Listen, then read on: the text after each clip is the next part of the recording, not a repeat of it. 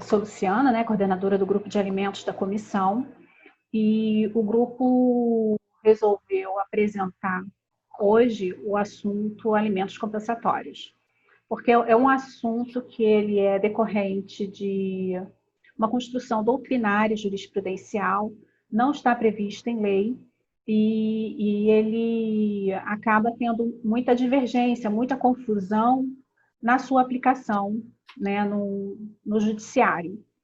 Então, o grupo ele vem com um estudo com o objetivo de mostrar as características, o conceito, fazer uma diferenciação entre os alimentos compensatórios e os alimentos civis. Tá? Apesar dos alimentos compensatórios não estarem previstos em lei, eles podemos fundamentar o pedido no princípio da solidariedade familiar, que está previsto lá na Constituição Federal, no princípio da dignidade da pessoa humana e também na igualdade entre os cônjuges.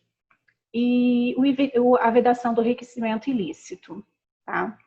E, como dito, o trabalho ele vai trazer uma ideia da diferenciação, conceito, porque ainda a gente está crescendo ainda, esse tema ele ainda está em fase de construção.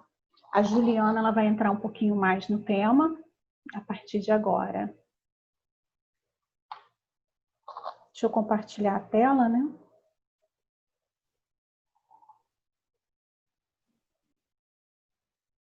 Está compartilhando, gente? Tá.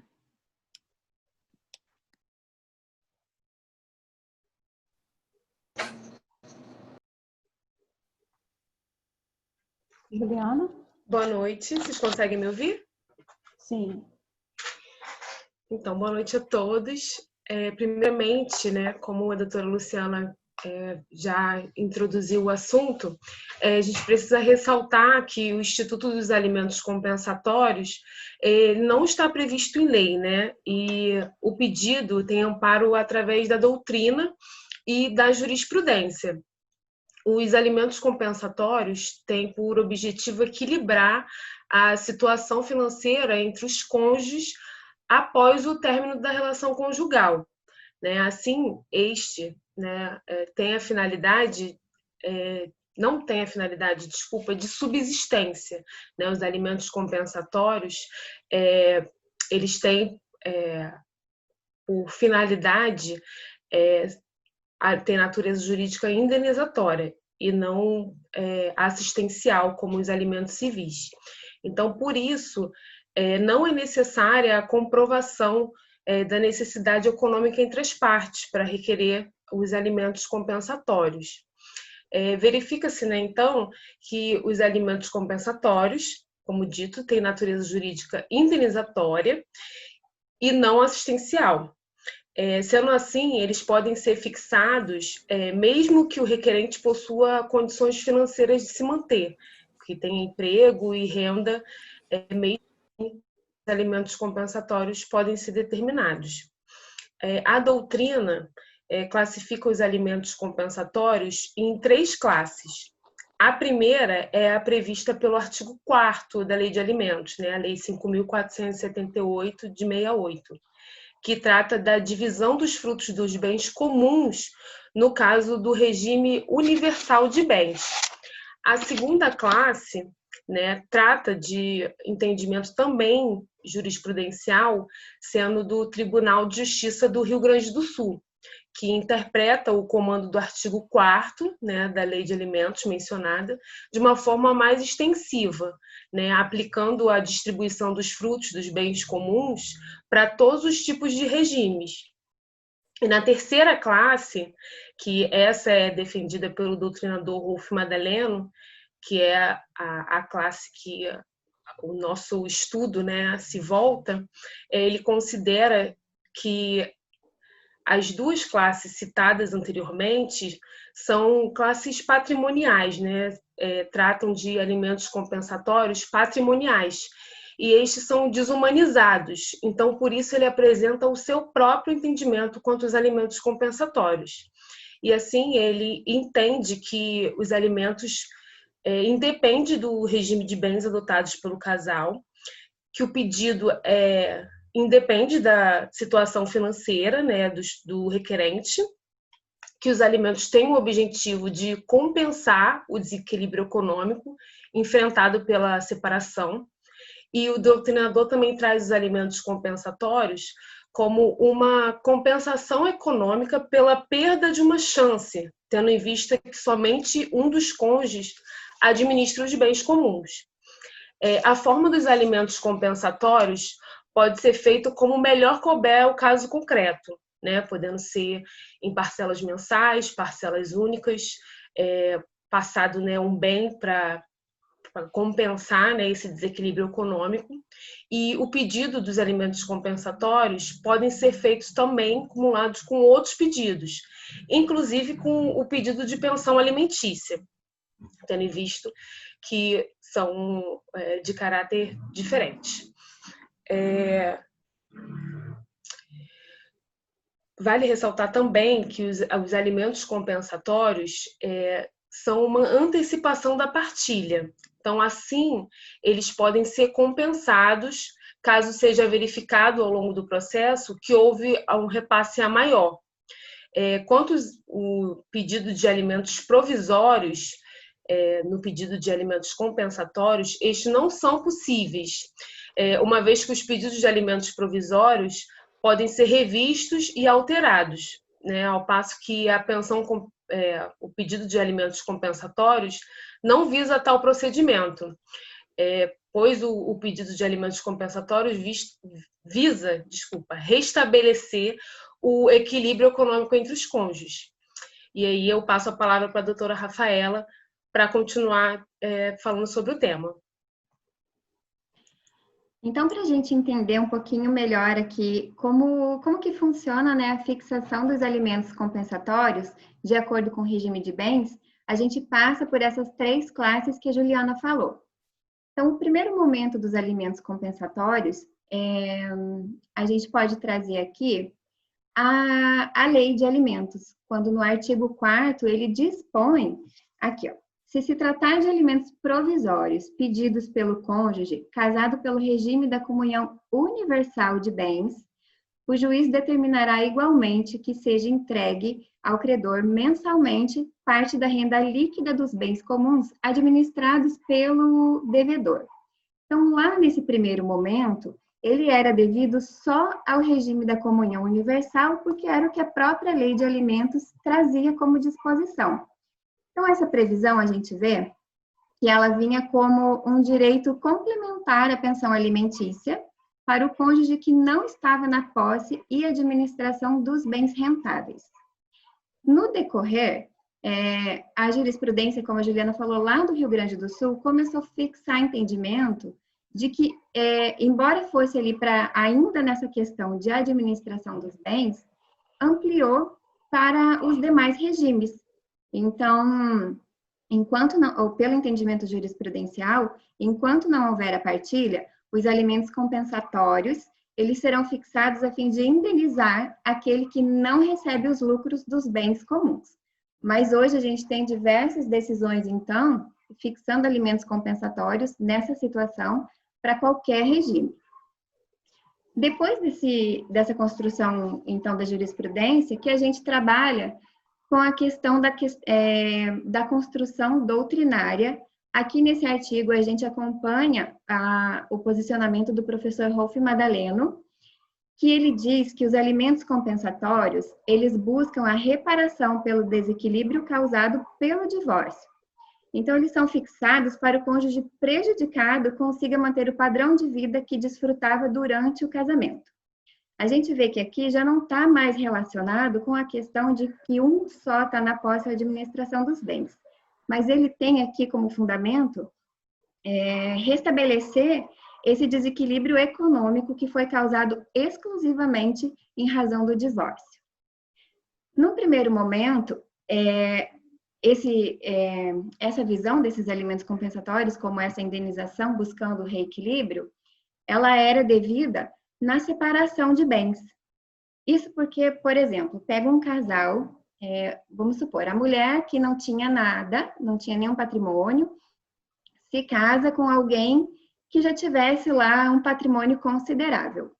Durante o casamento, os dois vão ter uma condição de vida, vão desfrutar de um padrão que, se acontecer o divórcio, como no regime da separação, os bens não se comunicam, aquela que não tinha nada no casamento, no divórcio, não vai ter como manter aquele padrão que vinha desfrutando no casamento. Então, nesse caso, seria possível o pedido dessa indenização dos alimentos compensatórios. Mas aqui também ampliou, porque a gente vê essa situação em outros regimes. Hoje, o nosso regime legal é o da comunhão parcial.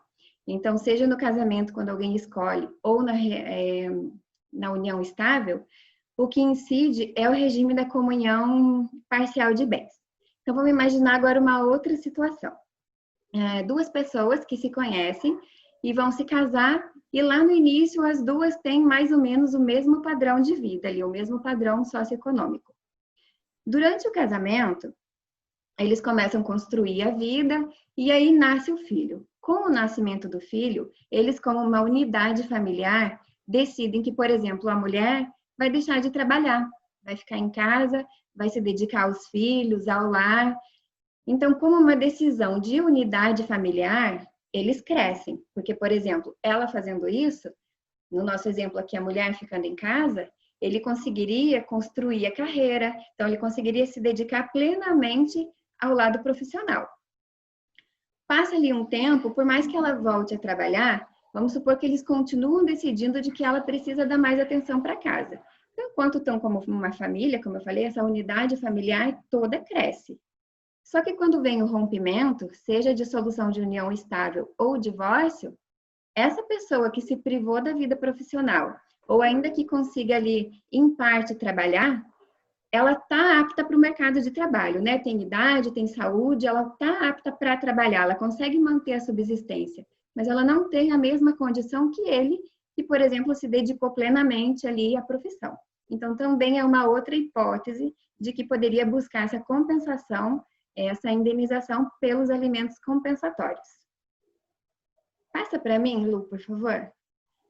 Então, o que a gente tem hoje, né? Os alimentos compensatórios, sejam eles pelo entendimento jurisprudencial de quando apenas um dos cônjuges está na administração e posse dos bens comuns, ou seja pela construção doutrinária, que é para reparar esse desequilíbrio socioeconômico causado exclusivamente em razão do divórcio, eles não estão vinculados a nenhum tipo de regime. Então, a gente tem decisão hoje que alcança que é possível essa compensação independente do regime do casal. E os alimentos compensatórios, eles têm ali as suas peculiaridades, e a Mari vai trazer para a gente tudo que ele se diferencia dos alimentos da pensão alimentícia tradicional.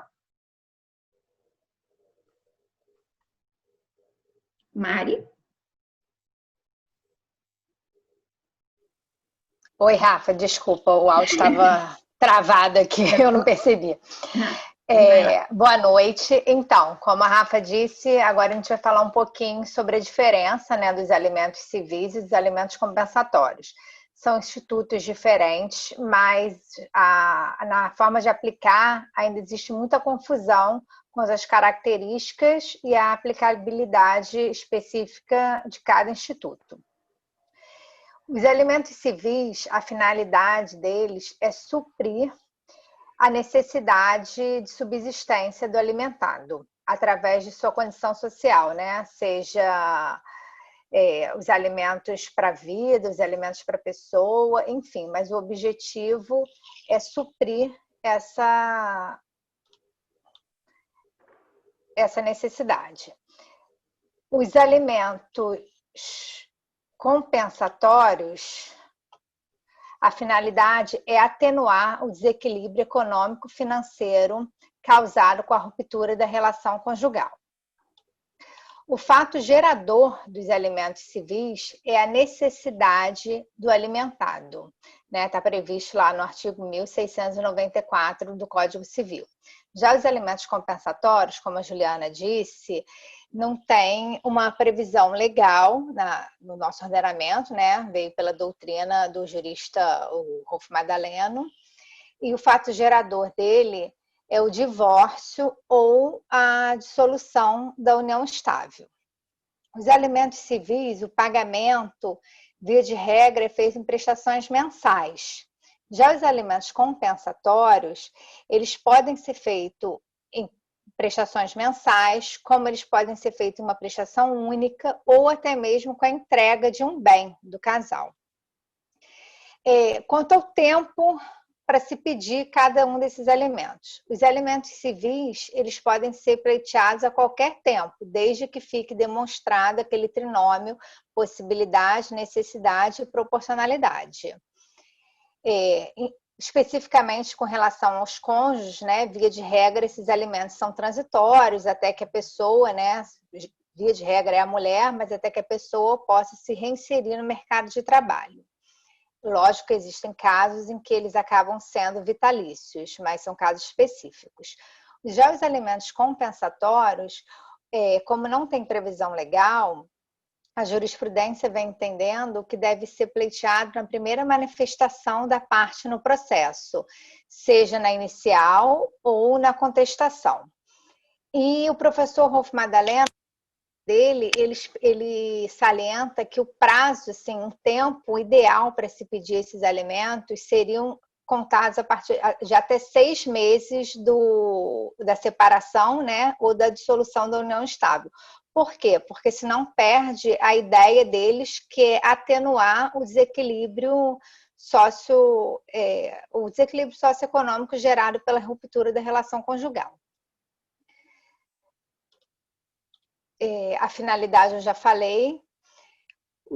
Com relação aos alimentos civis, a revisão e a exoneração vai ser melhor abordado pela doutora Ingrid, mas aqui a gente já pode adiantar que os alimentos civis, eles podem ser revistos desde que haja uma modificação desse trinômio, né? Possibilidade, necessidade e proporcionalidade. Então, se uma das partes comprovar que houve alteração, basta entrar com uma ação específica de modificação de cláusula, se comprovar essa modificação, e assim pode ser que os alimentos sejam sim revistos ou haja até mesmo a exoneração. Já os alimentos compensatórios, eles não têm um prazo para ser revisto ou exonerado, né? Eles ficam condicionados a um fato incerto, que é a obtenção desse equilíbrio, se restabelecer esse equilíbrio econômico-financeiro. Então, não existe um fato, um momento certo para isso, né? Tem que haver esse equilíbrio novamente. Os alimentos civis, com relação à prisão, pode haver prisão civil, porque a característica dele, né, a natureza dele é alimentar. Já os alimentos compensatórios, não se aceita prisão civil, porque a natureza dele é indenizatória. Então, não teria essa característica de suprir a necessidade de separar a subsistência, é uma característica indenizatória. Então, a jurisprudência não vem aceitando, embora tenha decisões em sentido contrário, mas no STJ o que prevalece é que eles têm natureza indenizatória e, portanto, não é possível a prisão civil. Essas são as diferenças básicas, os institutos são diferentes e devem ser aplicados com cautela pelos operadores do direito, né, pelos julgadores de uma forma geral. Agora eu passo a palavra à doutora Luana. Olá, gente, boa noite. Meu nome é Luana, sou advogada, membro da comissão, e eu vou falar um pouquinho para vocês sobre a duração dos alimentos compensatórios e a sua exoneração. Como já mencionado, diferentemente da pensão alimentícia, os alimentos compensatórios têm como objetivo equilibrar o desfalque financeiro ocasionado em decorrência da ruptura do vínculo conjugal. O seu cabimento ocorre quando um dos ex-cônjuges passa a usufruir exclusivamente do patrimônio do casal, enquanto não sai a partilha, ou até mesmo quando um dos ex-cônjuges teve diminuição significativa no seu status social. Nesse sentido, teoricamente, a causa que ensejou a obrigação na prestação de alimentos compensatórios em algum momento irá acabar, seja porque a partilha dos bens do ex-casal será realizada, bem como que o ex-cônjuge que recebe os alimentos poderá conseguir, por meios próprios, suprir o antigo desequilíbrio econômico gerado pela ruptura do relacionamento e, consequentemente, não fará mais jus ao recebimento daquela verba compensatória anteriormente fixada. Em alguns casos, os juízes fixam o período da duração referente ao fornecimento dos alimentos compensatórios. Entretanto, nos casos em que não existe a obrigação para término, acaba acarretando algumas dúvidas nos envolvidos, bem como deverá ser feito em caso de descumprimento da obrigação. Nos casos em que não houver estipulação de prazo para a prestação de alimentos, não é razoável que o ex-cônjuge que paga os alimentos, simplesmente por sua mera liberalidade, se desobrigue da prestação de alimentar de forma unilateral. Para que haja devido cancelamento da obrigação, a parte interessada deverá promover a ação de exoneração de alimentos, ocasião na qual deverá demonstrar, por exemplo, que o alimentado possui plenas condições para o trabalho, demonstração de que não existe dependente comum do ex-casal que necessite de cuidados especiais, ou até mesmo que a pessoa já teve tempo suficiente para melhorar a sua situação financeira. Com relação ao fato do ex-cônjuge alimentado formar uma nova família, cabe ponderar que o simples fato do alimentado estar vivendo em um novo relacionamento não pode ensejar por si só a perda do recebimento dos alimentos, já que, como mencionado na presente apresentação, vai depender do caso concreto, levando em consideração a existência das 3 classes de entendimento sobre os alimentos compensatórios. No nosso entendimento, nos casos em que a obrigação de pagar alimentos compensatórios não tiver data para acabar e a parte que recebe os alimentos constitui um novo casamento ou uma união estável, a obrigação deverá ser extinta, já que entende-se que a pessoa já se adequou à sua nova realidade financeira, não fazendo mais jus ao recebimento daquela quantia que tinha a finalidade de suprir o desequilíbrio causado pela ruptura do relacionamento anterior. Entretanto, nos casos em que a prestação de pagar alimentos compensatórios ficou estipulada em uma quantia específica, mas que seriam pagas em um número determinado de parcelas, ou aquelas que referem-se à indenização pela outra parte que está usufruindo exclusivamente de bens comuns do ex-casal, nessas situações, entendemos que, ainda que a pessoa que recebe os alimentos constitua um novo casamento ou uma união estável, o pagamento dos alimentos não deve ser extinto, já que a primeira refere-se a uma quantia determinada e a segunda refere-se ao patrimônio que ainda não foi partilhado pelo ex-casal. De toda forma, cada caso concreto deverá ser analisado de forma única, a fim de evitar que seja realizada uma exoneração de alimentos compensatórios de uma forma injusta. E agora eu passo a palavra para a doutora Ingrid. Olá, pessoal. Boa noite a todos. Eu vou falar agora sobre a possibilidade, na verdade, se existe a possibilidade da prisão civil do devedor de alimentos compensatórios, tá? Como já dito aqui, existe diferença entre os alimentos compensatórios e os alimentos civis, principalmente quanto às formas de execução. Conforme prevê a Constituição Federal, é cabível a prisão civil em caso de inadimplemento voluntário e inexcusável da obrigação alimentícia. Nesse caso, quando ocorre o inadimplemento da obrigação alimentícia destinada à subsistência do alimentando, a execução pode se processar pelo rito da prisão civil. E aí, quando temos um título executivo judicial, a forma será o cumprimento de sentença. E quando temos um título executivo extrajudicial, aí vai se dar pela forma de um processo autônomo de execução. No entanto, no que diz respeito à forma de execução dos alimentos compensatórios, existe uma certa divergência doutrinária. Isso porque uma parcela da doutrina, uma pequena parcela, na verdade, entende que os alimentos compensatórios ostentam uma natureza jurídica dúplice, alimentar e indenizatória. E aí, nesse caso, poderia ensejar uma prisão civil para o devedor de alimentos. Por outro lado, a maior parte da doutrina entende que os alimentos compensatórios têm uma natureza jurídica meramente ressarcitória. Na verdade, essa diferença de opiniões, ela se dá em razão do alcance da expressão obrigação alimentícia prevista no texto constitucional. Porque a obrigação alimentícia, propriamente dita, ela tem por finalidade atender às necessidades de subsistência do credor, enquanto que a pensão compensatória, ela visa corrigir um desequilíbrio econômico causado pela ruptura conjugal. Para a jurisprudência, a tendência é cada vez mais adotar o caráter reparatório e não propriamente alimentar da pensão compensatória, e daí afastando essa possibilidade de prisão civil pela falta de pagamento. Tá? De toda maneira, deve ficar claro que quando o ex-cônjuge ou o ex-companheiro ele pede a pensão compensatória, ele faz esse tipo de pedido, a gente deve partir da premissa que esse credor não tem condições de prover o seu próprio sustento, tá? Porque o que ele pretende, na verdade, é tão somente corrigir esse desequilíbrio econômico causado pelo fim da relação, tá? Então, seguindo esse entendimento, não seria razoável privar o devedor de sua liberdade, que é considerada uma medida extrema, né, garantido constitucionalmente, para satisfazer uma pretensão do credor, que, diga-se de passagem, tem condições de prover seu próprio sustento. Tá? Então, esse é o fundamento utilizado na jurisprudência para poder denegar a ordem de prisão civil dos alimentos compensatórios. Ok? Eu vou passar, então, agora para a doutora Luciana, que vai concluir o nosso estudo.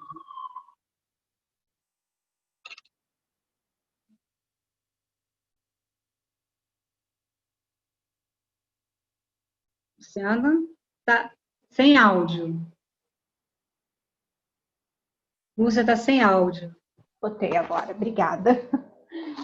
Então, como a gente ressaltou aqui, né, os alimentos compensatórios ainda estão em fase de construção, então a gente vê muita confusão na hora da prática, da aplicação disso nos casos concretos. Então, cada caso concreto ele tem que ser analisado dentro da sua peculiaridade, dentro das suas provas que são apresentadas. E o objetivo principal dos alimentos compensatórios é equilibrar, né, essa situação que uma parte ficou com uma queda brusca na sua situação financeira em decorrência do divórcio ou da dissolução da união estável. E os alimentos civis, tem que ficar claro que alimentos compensatórios são diferentes de alimentos civis, porque os alimentos civis a gente tem que analisar aquele trinômio. E nos alimentos compensatórios a gente não analisa esse trinômio, vai analisar a queda brusca na situação econômica de uma das partes com o divórcio ou dissolução da união estável. Então, os alimentos compensatórios, eles possuem a finalidade de indenizar aquele que sofreu essa queda brusca. Tá? Os alimentos compensatórios, a gente também gostaria de ressaltar que os alimentos compensatórios provisórios, que são aplicados em parcelas mensais por tempo indeterminado, é possível que essa obrigação seja extinta caso o alimentante constitua um novo casamento ou uma nova união estável, porque a finalidade, como dito, dos alimentos compensatórios é o desequilíbrio econômico, é suprir, né? Sanar esse desequilíbrio. E aí, quando a pessoa constitui um novo relacionamento, ela se adequa ao novo relacionamento. Então, parte-se do pressuposto que esse desequilíbrio foi sanado já. Então, esses acho que são os principais tópicos que o grupo gostaria de ressaltar, né, sobre alimentos compensatórios, e vamos acompanhando aí o desenvolvimento na jurisprudência e na doutrina. Agradecemos a presença de todos. Vocês gostariam de fazer algum comentário?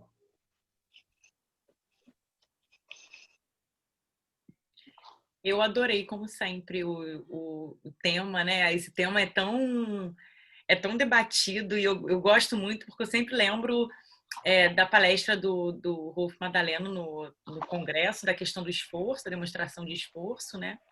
Porque as pessoas, acho que hoje bem menos, né? Não sei se vocês têm essa percepção, mas eu acho que hoje bem menos essa coisa do casamento como uma garantia de uma aposentadoria, embora eu acho que isso nunca foi, sempre uma coisa velada, nunca foi uma coisa exposta, né? Mas a gente sabe, e até o Rolf, naquela palestra que ele deu naquele congresso, ele falou dessa questão, né, do equilíbrio mesmo, uma pessoa que de repente tem um nível de vida e cair tão bruscamente, acho que é uma questão mesmo de você se adequar. Mas aí, meu Deus do céu, white people problems, coitada, não consegue não fazer a unha toda semana, mas era uma realidade de vida daquela pessoa, né? E a gente está vendo tanto uma igualdade que quando a gente ouve, às vezes, eu lembro que quando eu trabalhava como estagiária em vara de família, teve um caso de um homem pedindo pensão para mulher e todo mundo achou aquilo, E eu lembro que eu falei, gente, mas ué, esse pau que dá em Chico dá em Francisco. Então, tá todo mundo muito vulnerável a isso, né? E que absurdo. E o cara era um cara que tinha sofrido um acidente e ficou impossibilitado de trabalhar. E ela se separou dele. Ele entendia que era por uma questão de traição, que não queria mais ficar com ele, e ele foi pedir. Então, assim, né? Até que ponto isso é uma questão de alimento compensatório, né? O liame de divisão, né, do alimento compensatório com uma pensão alimentícia, né? E é interessante também, né, Kézia, assim como você falou, essa questão, alimentos compensatórios, não. A pensão alimentícia, a gente vê que cada vez mais, ou na verdade cada vez menos, ela é fixada, porque a mulher está cada vez mais no mercado de trabalho. Mas nessas outras situações em que a família escolhe, né, que, então não que ela abdique, mas que ela consegue concentrar ou, né, se desdobrar, enfim, e está apta ao mercado de trabalho. Com o divórcio, ela não precisa da pensão alimentícia, porque ela tá apta, como eu acabei de falar, está apta para o mercado, mas tem esse desequilíbrio e que ela pode buscar uma indenização, se for o caso, né? Claro, tudo analisado, depende do caso concreto, mas ao mesmo tempo que a gente vê diminuir, a gente vê essa construção doutrinária agora chegando para equilibrar o que acontece de fato. A Lani está falando aqui, o que mais tem são casamentos... Ops, sumiu para mim. Deixa eu abrir aqui. Posso ver, Rafa? O que mais tem são casamentos que a mulher deixa de fazer tudo para ser dona de casa e quando acaba o casamento fica totalmente vulnerável financeiramente. Verdade. E às vezes a mulher até trabalha, mas ela trabalha num ritmo menor, numa carga horária menor, então ela produz menos. Financeiramente ela ganha menos porque ela está se dedicando menos ao trabalho e mais à família. E aí nesses casos também... E enquanto unidade familiar, todo mundo cresce, né? É bom é bom para os filhos, é bom para a família, mas aí tem esse desequilíbrio. E aí até puxando já o que as meninas trouxeram no primeiro evento da nossa comissão, que falaram sobre o pacto, e até a Mari que está aparecendo aqui, então ela também tem esse participou, porque pode ser uma previsão, inclusive, né? Então vamos acordar aqui em pacto que se por acaso, quando a gente tiver um filho, eu vou ficar em casa 2, 3 anos, e se aí acontecer o divórcio, a gente já prevê aqui a aplicação ter essa cláusula de alimentos compensatórios nessa situação. Então, a Lani está perguntando aqui se precisa ser uma ação autônoma ou se pode ser acumulada com alimentos para o menor.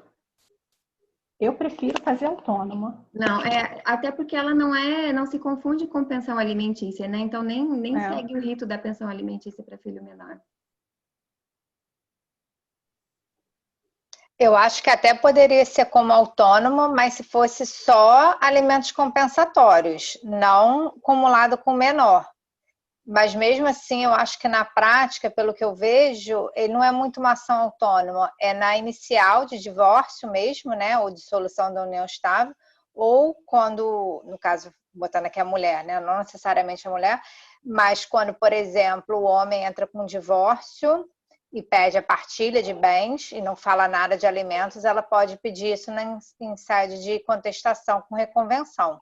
Eu acho que seria melhor dessa forma até do que uma ação autônoma. Até porque tem aquela questão, né? Ele, não está previsto em lei, então a gente não tem o prazo. Mas a gente tem ali o que se considera. Então, você pediu o divórcio hoje, daqui 2 anos pedir alimentos compensatórios, na verdade, você já se adequou a uma nova situação, então não justifica o pedido.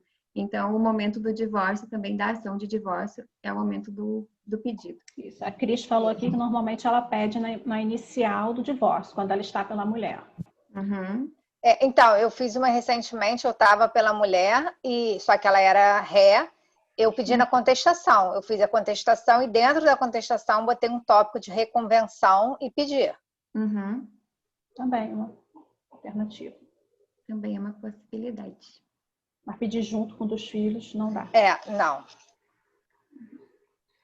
Tem mais alguém? Alguma pergunta?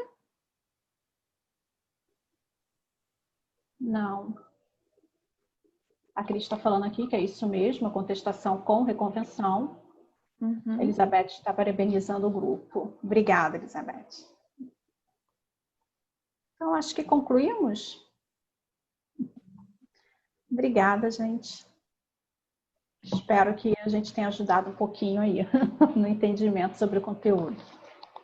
Obrigada a todo mundo aqui da comissão que está presente, quem veio também de fora prestigiar. A gente lembra que vai ficar esse evento lá no nosso canal do YouTube.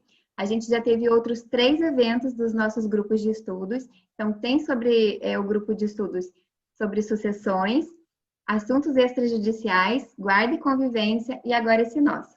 Ainda tem outros eventos, tem lives, tem bastante material disponível no nosso canal. Todo mundo passa lá também para conferir. Certo, gente? Obrigada. Boa noite para todo mundo.